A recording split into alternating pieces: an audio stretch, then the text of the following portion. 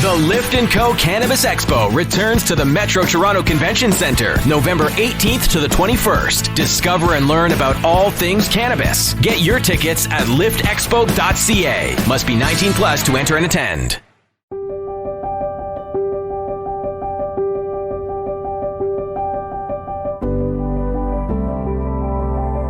There's two ways you can go about it, right? Number one, you can just try a whole bunch of CBD and find the one that works for you, and maybe you'll get lucky, and the first couple will be something that works great. And the second way is to do your research.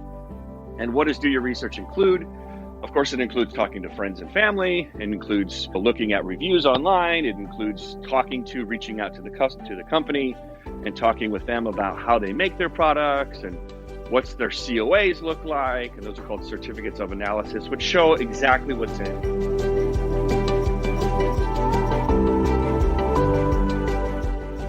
Welcome to the Miracle Plant Podcast, the show that inspires, promotes, and gives you a daily dose of inspiration from the people who have used cannabis to change their lives in extraordinary ways. Here's your host, Justin Benton. Welcome back, everybody, to the Miracle Plant Podcast, where we talk about this miracle plant with so many names and how it helps people in so many extraordinary ways. Today, we're broadcasting live on Clubhouse, where we can have people that come in and ask their questions and give answers to them. And it's just an incredible platform that's allowed us to collaborate and communicate and reach out and connect with so many people that, number one, are cannabis and hemp enthusiasts, but are also cannabis and hemp experts. And it's just been a beautiful meeting of the minds and people sharing their experiences and sharing their resources and sharing their stories. And just so grateful to have my co-host and producer here, Dan, with us, Dan the man. And we're just going to talk a little bit more about the science and why all CBD is not created equal. And Dan, thanks for being here. I know you're a birthday boy, and I'm glad we were able to jump on here earlier in the morning. Oh, I'm always glad to join you. I'm sorry I missed you yesterday, but looking forward to talking today. Absolutely. I know there's a lot of confusion about CBD and hemp, and there's a lot of different people saying a lot of different things. And some of the basics, just to give a flatline foundation for people, is look, this plant has been used medicinally for 8,000 years, documented, written in medical books in the Orient. And so that's the first kind of baseline. So when people talk about alternative medicine, when they're speaking to plant-based medicine like hemp and cannabis and CBD, it's actually reverse because it's been around longer than anything.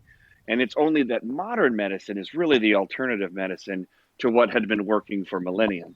And number two, that there's evidence, and we've been able to trace back that this plant and our species have dated back 30,000 years. And so we have been evolving with this plant over 30,000 years. And in that time period, and in the infinite wisdom of the universe, or whatever it is that you believe, that we have developed in our bodies something called an endocannabinoid system. Now, this endocannabinoid system was recently discovered only about 30 years ago in the 1990s.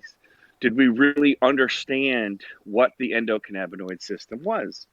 And when we found this endocannabinoid system, it really was a breakthrough for understanding how this plant, with all of its cannabinoids, interacts with our bodies. And so we're going to focus a little bit on that today and just break it down as simply as we can. The most simple way we can say it is, look, our body has an endocannabinoid system. The endocannabinoid system is responsible for balancing all other systems in the body. So it's like the puppet master, and it's making sure that all the levers and all the strings and everything's working appropriately.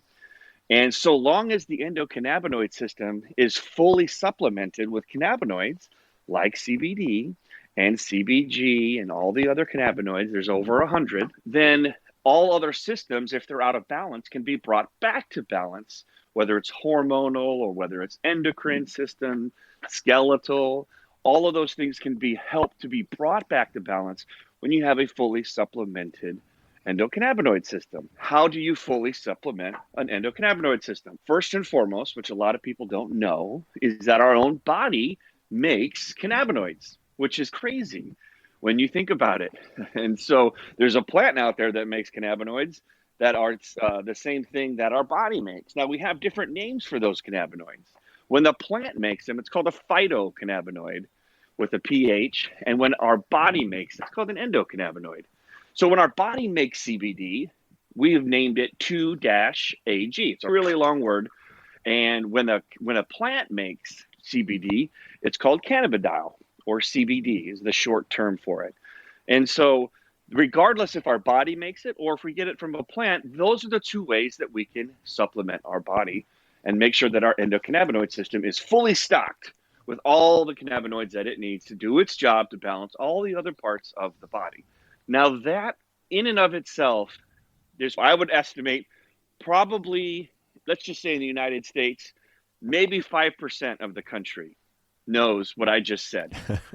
And that includes doctors, which is a little sad, but that's why we have podcasts. That's why we have Clubhouse. And that's why we go to conferences now that the world's opening back up, that we can continue to have this dialogue. And I have met so many wonderful doctors and researchers on Clubhouse and at conferences, which was really the only way. In the last year and a half, we haven't really been able to, but just really thankful for that. So did that explanation make sense to you, Dan, or do you have any questions? I try to make it as simple as I can. And it's good to make them simple for me because I need it really watered down. But I'll tell you what, that 30,000 years of evolution just makes so much sense to me because everything works together in nature and there's symbiotic relationship. That to me is really powerful. It's the idea that we grew up together with this plant. And even though it's been, 75 years where prohibition has made it so we don't have access to it, but 30,000 years prior to that, it was a main part of our existence. We probably will never know exactly how intricate it is because there's trillions of things going on in our body, but you can't discount it. That's the one thing I think that you just can't say, oh, it's got nothing to do with us because there's just too much evidence. Absolutely. And I'm glad you brought up the prohibition because that is a very poignant point in our human existence. So in 1937, they passed the Marijuana Tax Act with an H, and they banned marijuana and made it illegal. And then they also banned hemp. And then they taxed it so much that you couldn't really grow hemp.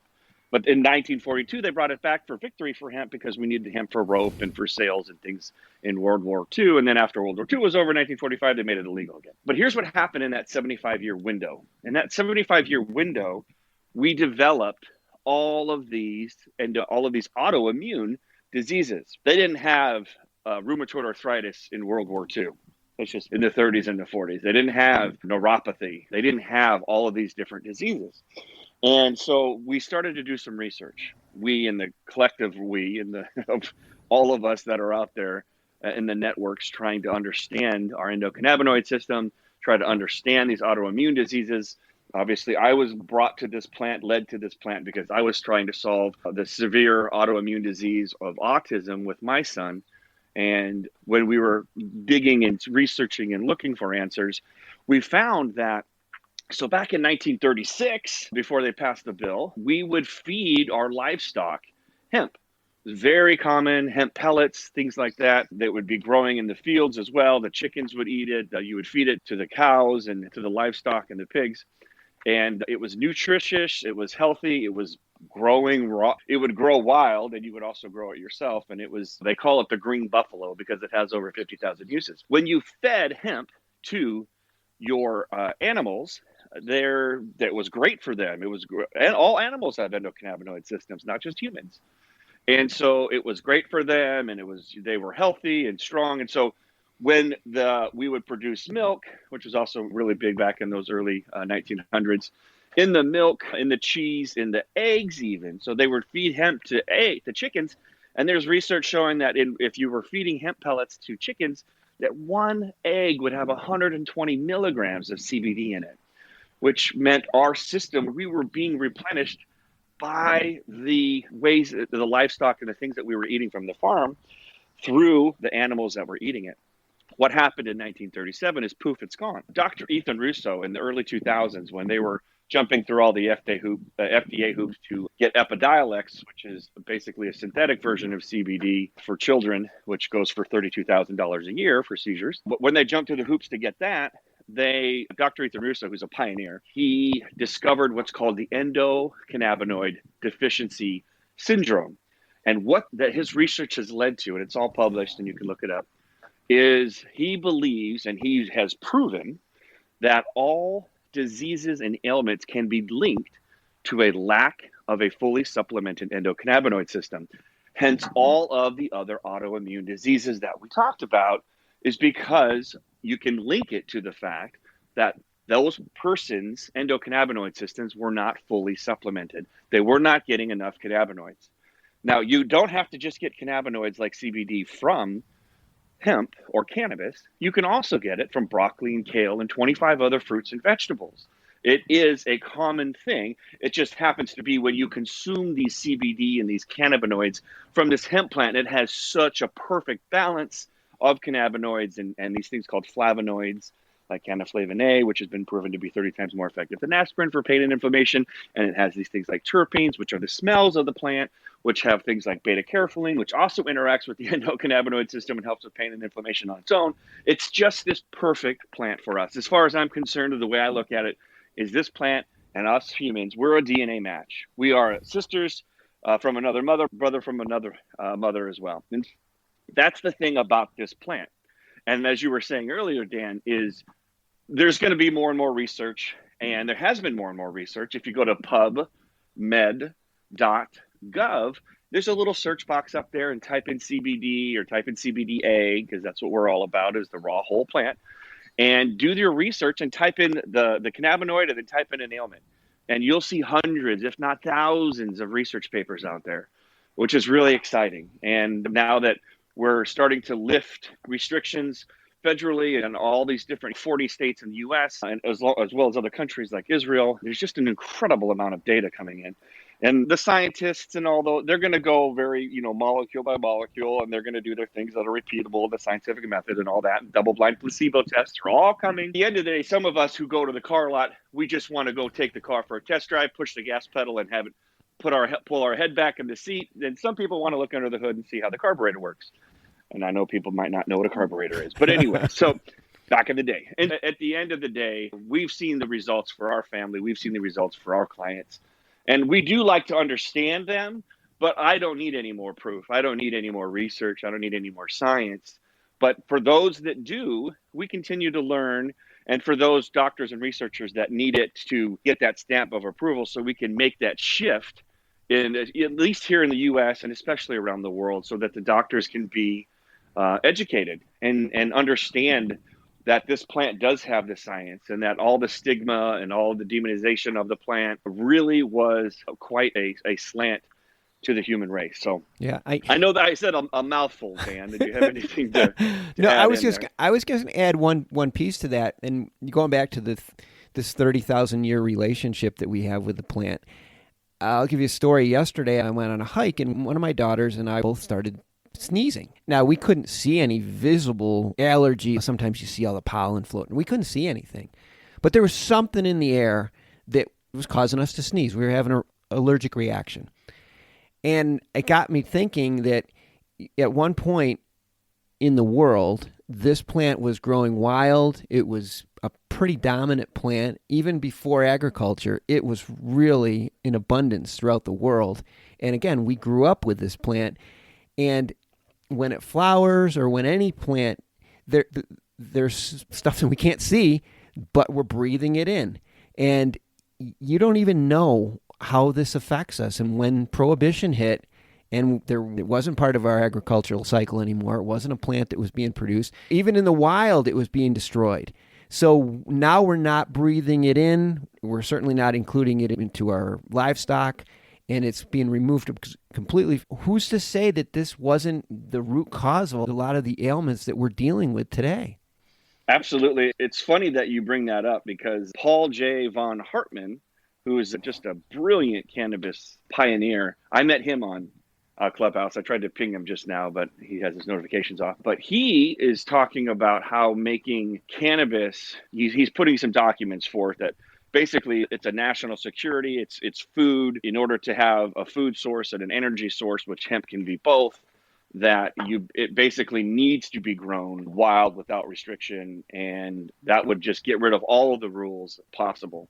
And so I'll have him on one of these times to speak about it deeply. But one of the things that I thought was very interesting that I hadn't heard, again, this is because of Clubhouse, and this is just a great thing, a great way to meet people, is that he talked about that even if we were to clean up our act, and as far as climate change and as far as what we're doing and how we're impacting the world and the pollution, he said, even if we were to clean it up right away, right now, snap our fingers and everybody was in line and everything was green and everything was great, that it would actually be a bad thing if we did it too fast, because the pollution right now is actually acting as some type of ozone. And the only way to clear up and strengthen the ozone in an efficient way that would allow us not to be cooked is the release of terpenes. Mm-hmm. And so his research is demonstrating that literally the solution to cleaning up the air and cleaning up the planet, the only solution, the best solution by far, bar none, is by growing wild cannabis everywhere. And that will release enough terpenes to strengthen the ozone, to clean it up, that when we do get rid of all the carbon and we do get rid of all the pollution, that we'd have a strong enough atmosphere that we as humans wouldn't be negatively affected. So he's again, like I said, there's incredible conversations going on and incredibly brilliant people that have been working with this plant for decades and have the research, and they're speaking in front of Congress and the White House. And like I said, there's a lot of rabbit holes you can go down with this plant. And that's why I try to keep it into bite-sized morsels, but sometimes I just have access to so much information because I'm so curious, and that sometimes I try to throw out these little nuggets about this plant. But again, to get back to the title and the topic for today, which is why all CBD is not created equal, is this plant and us, we have been symbiotic for 30,000 years. The way that we've consumed it has always been, how do we consume plants? Well, we eat the plants. And so that is the biggest difference in what the type of products that we provide at 101 CBD is plants that are based on raw cold pressed juicing.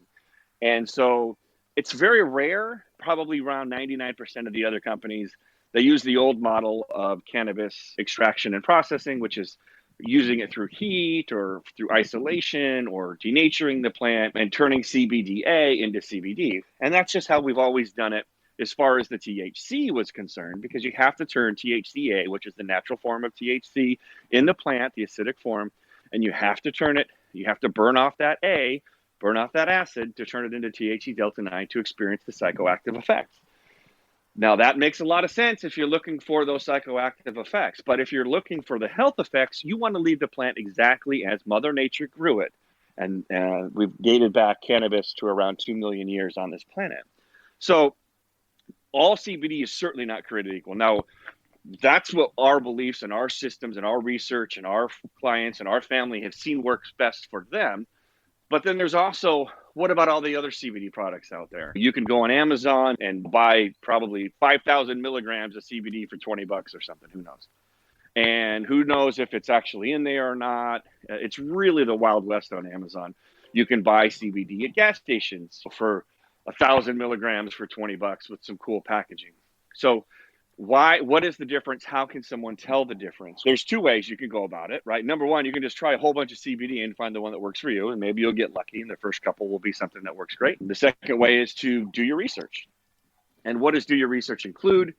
Of course, it includes talking to friends and family. It includes looking at reviews online. It includes reaching out to the company and talking with them about how they make their products and what's their COAs look like, and those are called certificates of analysis, which show exactly what's in their products. So how much cannabinoids, how much terpene. It also makes sure there isn't any pesticides, there isn't any heavy metals and things like that. So those are the ways that you can do it. Another way also is to see who you identify with when you hear the story of the company, how they were made, and who are the people and what are they about. Those would be the ways that I would recommend for you finding a product that works best for you.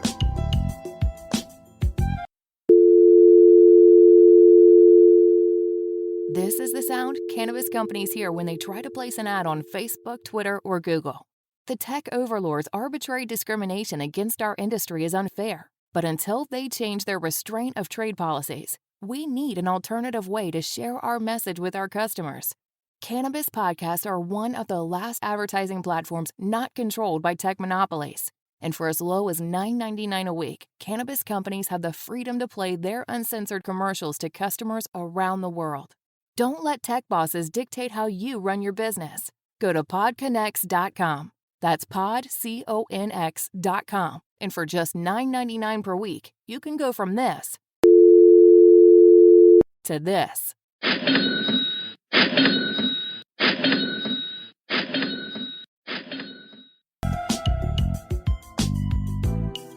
From everything that I've heard, I think the process that you use, the cold press process, just delivers so much more benefit than other methods.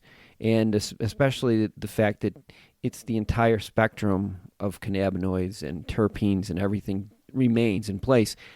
I think that's essential, especially if we go back to discuss some of the things that we talked about earlier in the show, how this evolution process where you can't say that this one terpene or this one minor cannabinoid that we don't even know about isn't having an influence because it affects this other one. It's all together. I would say that is one piece of the puzzle that's really important. And the other one is, I think if the company is confident in their product, they're not afraid to send out a free sample or talk to you on a one-on-one basis. And I think that's really essential. And if you're going on Amazon and the faceless people behind some of the brands, I'm not saying any of them are bad. I'm just saying there's a little bit more of a relationship, especially at this stage in the development of CBD, you want to have with your provider. And if they're confident enough in their product to talk to you about it on the phone or send you out a free sample, I think that says a lot. Again, you're too humble to say that, but I know you guys are real proponents of that.